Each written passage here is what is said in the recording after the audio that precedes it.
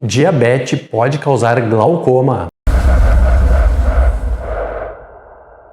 Tudo bom, pessoal? Aqui quem fala é Mário Bula, médico oftalmologista, cirurgião de retina. Seja mais uma vez muito bem-vindo ao canal Retina Vitro, sua principal fonte de informação sobre as doenças da retina. Já aproveite então para deixar o like, inscrever-se no canal e também comentários sobre dúvidas da área da retina e da oftalmologia de uma forma geral. No dia de hoje nós vamos responder esta pergunta que faz muito sentido. Isto é assunto de muitos estudos, se existe alguma relação entre a diabetes e o glaucoma.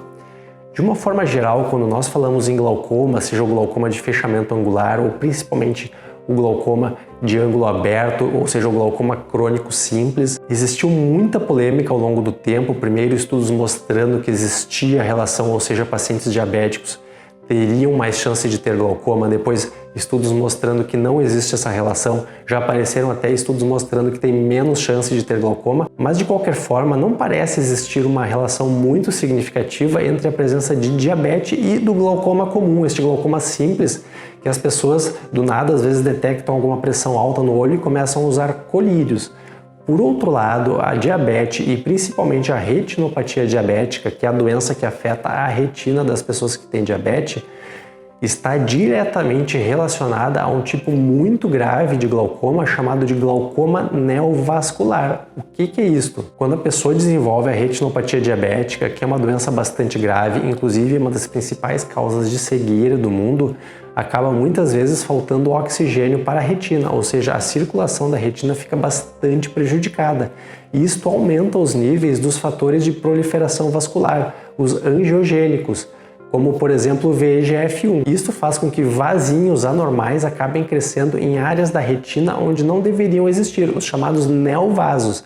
E aí podem existir neovasos na retina. Como vocês sabem, a retina aqui na parte do fundo do olho, os vasinhos vão crescendo onde não deveriam.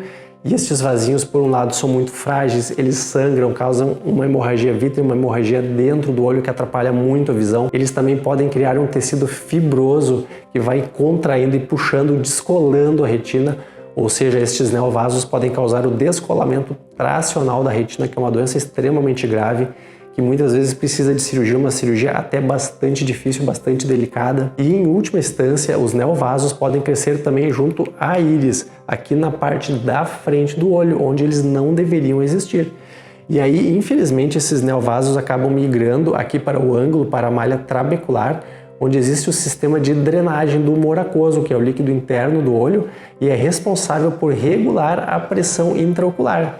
Então, como estes vasinhos vão crescendo ali no sistema de controle da pressão intraocular, eles acabam entupindo este sistema e aí realmente o glaucoma neovascular pode levar a pressões extremamente altas, acima de 50 milímetros de mercúrio, o que não apenas causa perda de visão, às vezes uma perda rápida e irreversível que nós não conseguimos reverter, mas também pode até causar dor e uma dor bastante intensa no olho. Quando nós pegamos o glaucoma neovascular bem no início, às vezes nós conseguimos um tratamento até efetivo com as injeções intravítreas de antiangiogênico que vão fazer murchar estes vasinhos que estavam crescendo.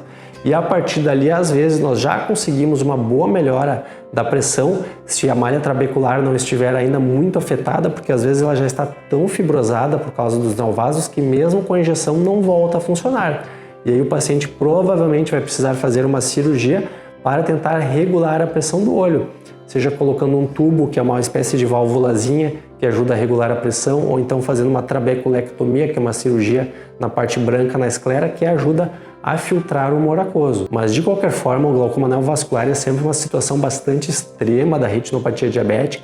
Também pode acontecer por outras causas, como por exemplo uma oclusão venosa ou alguns pacientes que tiveram uma ovite muito intensa, algum outro problema intraocular. Mas no caso do glaucoma neovascular, então, quando for descoberto, se for possível, se for necessário, é tentada uma injeção intravítrea de antiangiogênico para murchar os neovasos e depois, a partir dali, pode ser regulada a pressão apenas com a injeção ou às vezes com o uso de colírios ou com o uso de cirurgias, mas não é um problema muito simples, porque depois de um tempo estes neovasos costumam voltar e entupir novamente. Então o tratamento, o monitoramento tem que ser muito de perto para tentar controlar o máximo possível a situação, o que nem sempre é tão simples. Mas por outro lado, se nós fôssemos pensar antigamente, há uns 15 anos atrás, antes de existirem as injeções de antiangiogênico, nós praticamente não tínhamos nenhuma opção para os casos de glaucoma neovascular. Nós fazíamos às vezes alguma crioterapia do corpo ciliar para reduzir a produção do humor aquoso. Ainda é possível fazer uma ciclofotocoagulação, que é cauterizar a laser,